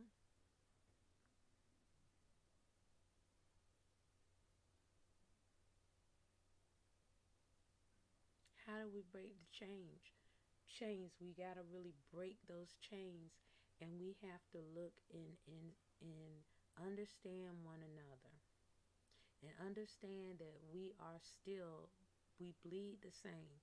Doesn't matter. This is just a shell. This is fully just a shell. None of this you can see in the afterlife. And like he said, music is a frequency. It's the vibes that you get from music that really can help you in your mood, your meditation, and everything like that. And, you know, I'm so proud that he was able to grow and elevate himself. I am. And so I just want you guys to know that just do your best and love yourself, and definitely love on your family regardless of what they may do. You can love them from afar. You don't have to be interactive with them in that aspect, but you can still love them from afar, no matter how bad they may treat you, no matter how much they may. That burden is on them. When you let that burden go from yourself, and that goes on them. How they act and respond is all in their footprint, their destiny, not yours. But the moment you can't forgive, and the moment that you carry a burden of hate or dislike or dislove for them, means that the burden is on you. Try it. It is the most difficult thing for most people, but if you try it, it'll work. I'm telling you, it's like a load lifted off of you. You feel 10 times lighter, no matter how big you are.